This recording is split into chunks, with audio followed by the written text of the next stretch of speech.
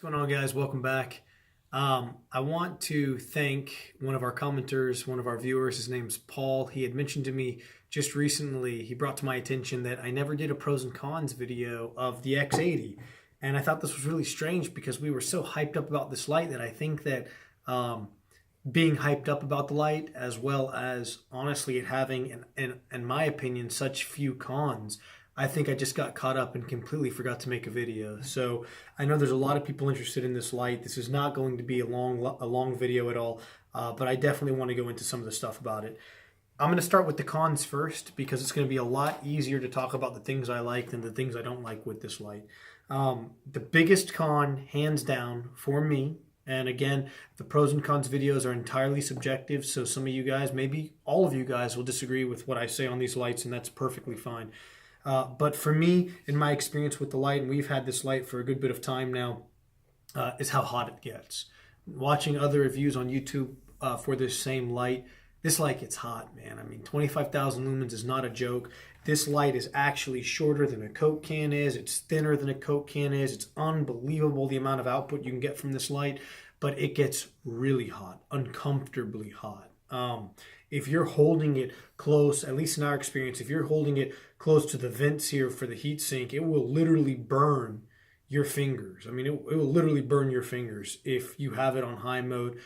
Even potentially the turbo, which I think is 13,000, not the full 25,000, not the turbo max. Even at that output, I mean, it gets very, very hot. So that's one thing to keep in mind for sure. Honestly, that's for me, because this light is so special. It's in its own niche. This isn't something with a pocket clip that I'd be EDCing like most of my lights. This is a very purpose-built light. And for that reason and the amount of time that we've had zero hiccups from the light. So outside of how hot it can get potentially at times, the only other con I could think of, and I'm just trying to think of what even could potentially be cons for this light right now. The heat is absolutely a con, but even so, it's almost understandable because the light's so small. I would gladly deal with the heat to deal with the amount of output and the way it puts it out from a package so small. So, you know, it's kind of a pro and con at the same time, but it definitely gets hot. The other thing that I would like to mention that may potentially, I guess, be a con for some people. However, if it is a con for these people, I don't think they'd be looking for this light in the first place. But this is the floodiest light I have ever had my hands on. And when I say that, I mean throw, in my experience with this light, is virtually non-existent. If you have a field somewhere and you're trying to light up that field past 100 yards, yes, this light is rated well past 100 yards, and yes, you could see something past 100 yards, but compared to lights with 1/5 of the output, I mean, you're not seeing anything near as well after a certain distance. This light defines wall of light for flood. You have a tremendous amount of light for an enormously large area with no depth. So everything in front of you will be lit up blindingly bright at 25,000 lumens. But there is a really weird wall behind that light where things are just dark again. That's been our experience with it. To me, again, that's not a negative thing. That's the way the light was designed, and I think this is the floodiest light. In fact, I'm certain this is the floodiest production light I've ever played with. But for some people, they might find that to be a con. On to the pros. I think that for everything the light offers, the price is definitely a pro. And I don't normally get into price at all because prices are different on various websites and people have hookups for different things as well. But I think it's very fair priced, especially considering the fact that it comes with its own cells and it comes with very good cells. The 418-650s that it comes with by themselves are probably in the neighborhood of $60 to $80+ just for the cells themselves. It comes with them. So for me, this is something I'm starting to see more and more from other light manufacturers, big name manufacturers. Kudos to Acebeam for that. I wish everyone was doing that now. But again, it does seem like more people are jumping on that bandwagon. Another thing that I love, obviously, we've said this, the size, guys.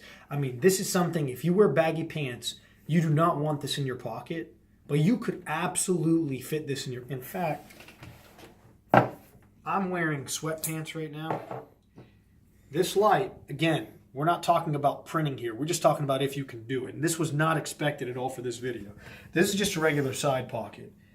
I could almost fit 2 of this light in my pocket. Of course it shows, but if I'm out in the woods somewhere or whatever you might be using this light for, you can fit this in a regular sized pocket.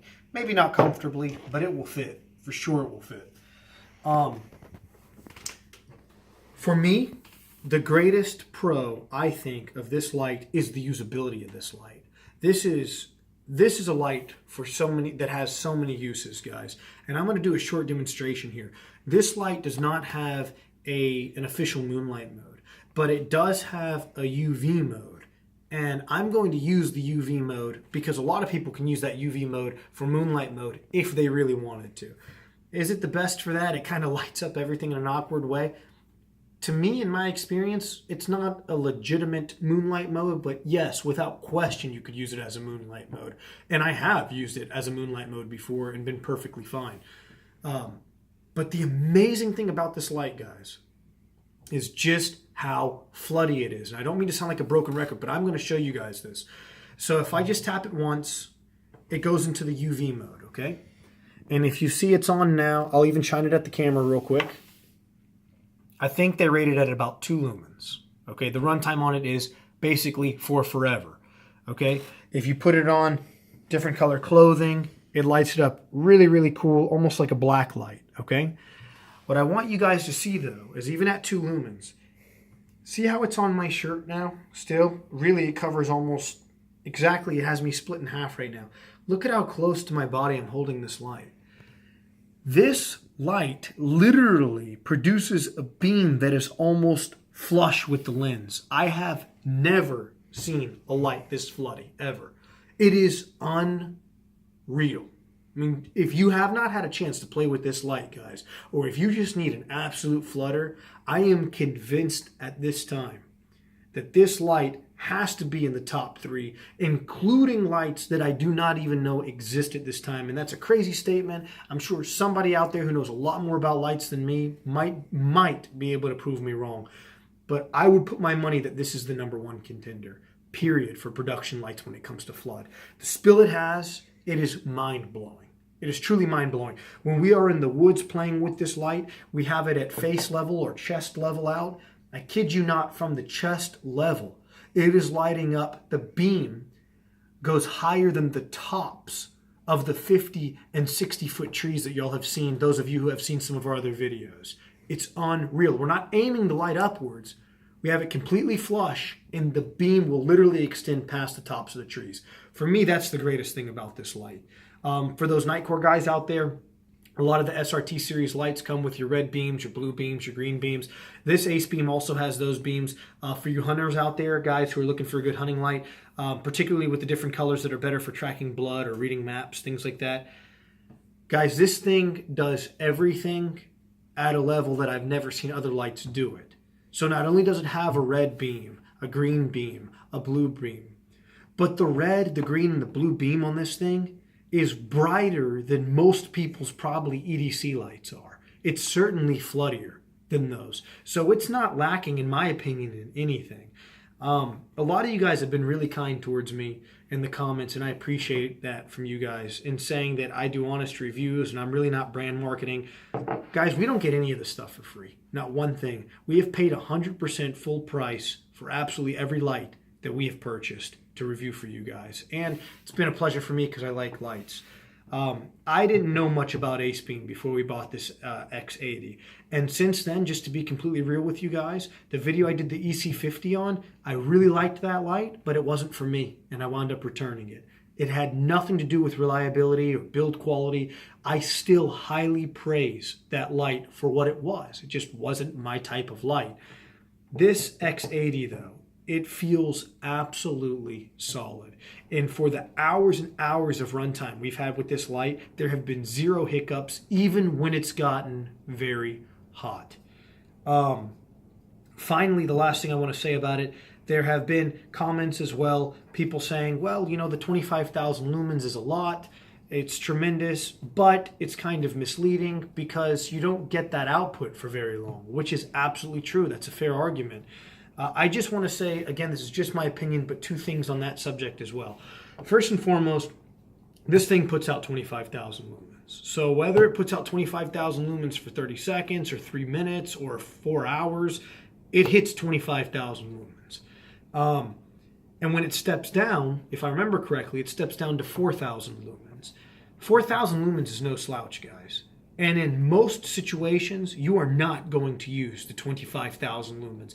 Not unless you are working on a movie set or a construction site and you have to have that light in pitch darkness because you are providing light to a crew of people. It's just too much light. And that actually sounds awesome to a light guy, but it's true. It's too much light for most situations. So the fact that it's dull down, its step down lumen output is 4,000 blows my mind to me. It really does. And remember, it's the way that it floods that 4,000 lumens that's it's remarkable. I mean, it's unbelievable. So anyways, guys, I hope this video helps you all out. Again, I want to give a thanks to Paul. Paul, this video would not have happened if it wasn't for you letting us know that we didn't post a pros and cons video on this light. All in all, guys, we are a super huge fan of the X80 by Acebeam. If you guys need a floody light, check this one out, please. Thank you all for watching. Stay safe. God bless.